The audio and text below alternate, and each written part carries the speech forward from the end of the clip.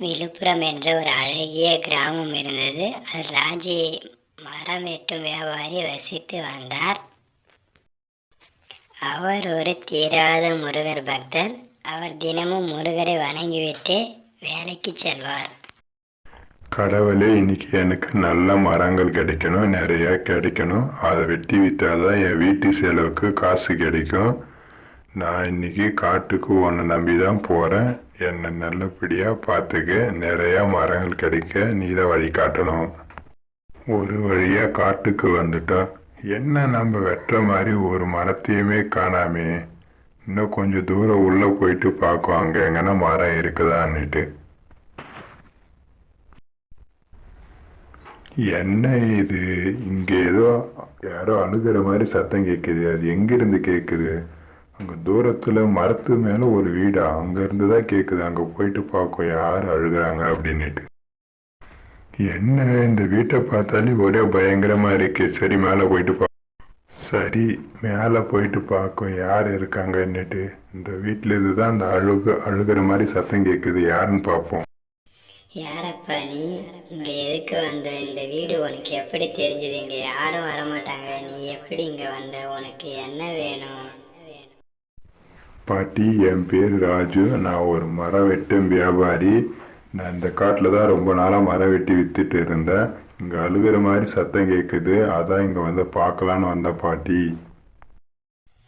நான் இந்த காட்டில் தான் ரொம்ப நாளாக வாழ்ந்துட்டு வரேன். எனக்கு யாருமே கிடையாது. என்னால் முன்ன மாதிரி வேலைக்கு போக முடியல. எனக்கு ரொம்ப பசிக்குது. கவலைப்படாதீங்க பாட்டி. இந்த வயசான காலத்தில் எதுக்கு தனியாக இருந்து கஷ்டப்படுறீங்க? என் கூடயே வாங்க. எனக்குன்னு யாரும் இல்லை. நீங்கள் வந்தால் எனக்கு ரொம்ப கொஞ்சம் பாதுகாப்பாக இருக்கும். உங்களை நான் நல்லபடியாக பார்த்துக்கிறேன். உங்களுக்கு எந்த குறையும் இருக்காது. என் கூட வீட்டுக்கு வந்துடுங்க பாட்டி. நான் உங்களை பார்த்துக்கிறேன்.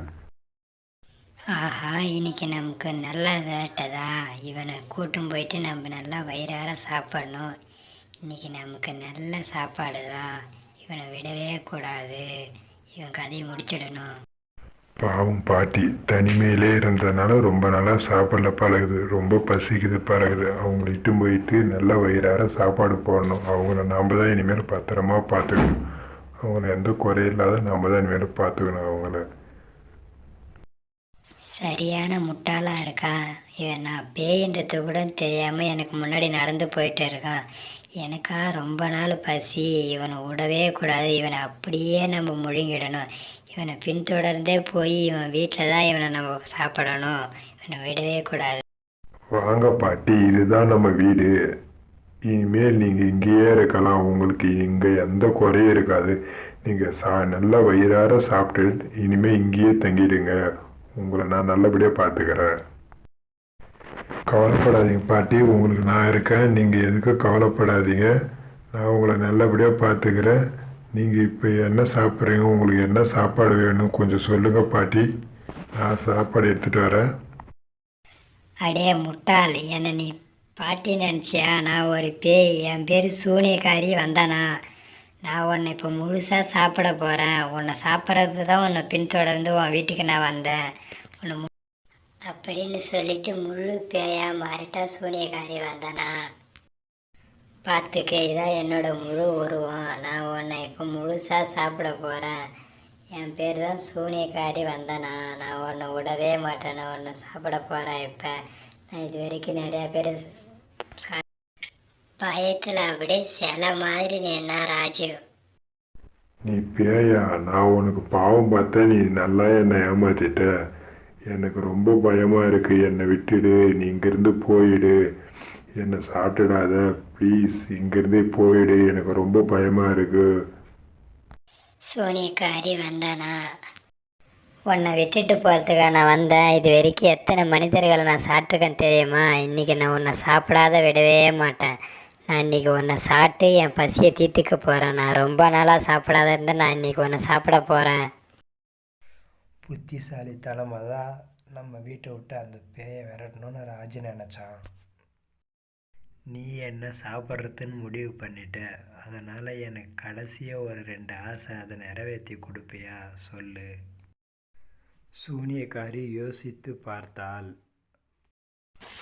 சரி சொல்லு, நீ இன்னும் கொஞ்ச நேரத்தில் சாக போகிற. உனக்கு என்ன ஆசையோ அதை கேளு, நான் நிறைவேற்றி கொடுக்குறேன். ஆனால் 2 ஆசைக்கு மேலே நான் நிறைவேற்றி கொடுக்க மாட்டேன். இன்னும் கொஞ்ச நேரத்தில் சாக போகிற, அதனால தான் உன் ஆசையை நான் நிறைவேற்றுறேன். உனக்கு என்ன வேணுமோ கேளு, நான் நிறைவேற்றி கொடுக்குறேன். சீக்கிரமாக சொல்லு, எனக்கு ரொம்ப பசிக்குது, நான் நிறைவேற்றி கொடுக்குறேன். சீக்கிரமாக சொல்லு. சரி, நான் கேட்குறேன். ஆனால் ஒன்று, என் ஆசையை உன்னால் நிறைவேற்றி கொடுக்க முடியலன்னா நீ இங்கேருந்து போயிடணும். நீ இனிமேல் இந்த பூமியில் யாரையும் சாப்பிடவே கூடாது. அப்படின்னா சொல்லு, நான் என் ஆசையை சொல்கிறேன். சூனியக்காரி வந்தானா கொஞ்ச நேரம் யோசித்து பார்த்தாள். என்ன, என் சக்தியால் முடியாதது எதுவுமே இல்லை. சரி, உன் ஆசையே என்னவென்னு சொல்லு, நான் நிறைவேற்றி கொடுக்குறேன்.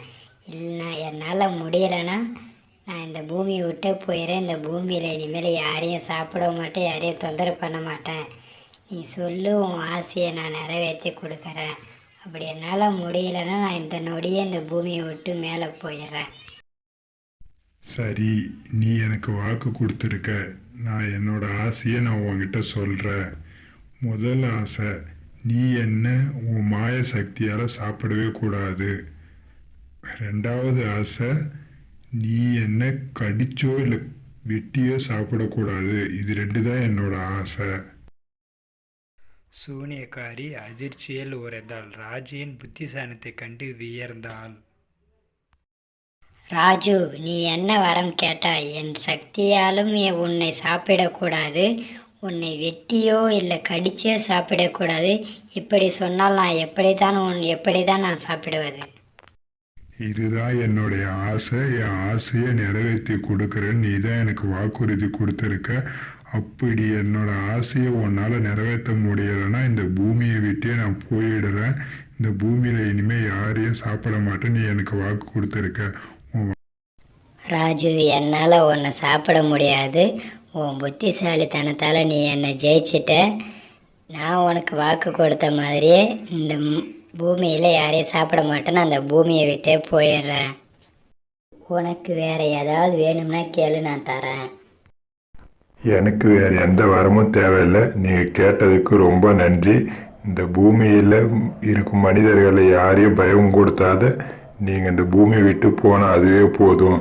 ரொம்ப சந்தோஷம். உன் நல்ல மனசுக்கு நன்றி. உனக்கு வேறு எப்பயாவது உதவி வேணும்னாலும் என்னை சூனியக்காரி வந்தனான்னு நினச்சி என்னை கூப்பிடு. நான் உன் கண் முன்னாடி வந்து நிற்கிறேன். நான் இப்போ நீ கேட்டுட்ட மாதிரி நான் அந்த பூமியை விட்டு நான் போகிறேன். சரி, நான் போயிட்டு வரேன். ரொம்ப நன்றி. சரி, நான் போயிட்டு வரேன். பார்த்து பத்திரமா இரு. மிக்க மகிழ்ச்சி. போயிட்டு வாங்க. ரொம்ப சந்தோஷம். போயிட்டு வாங்க.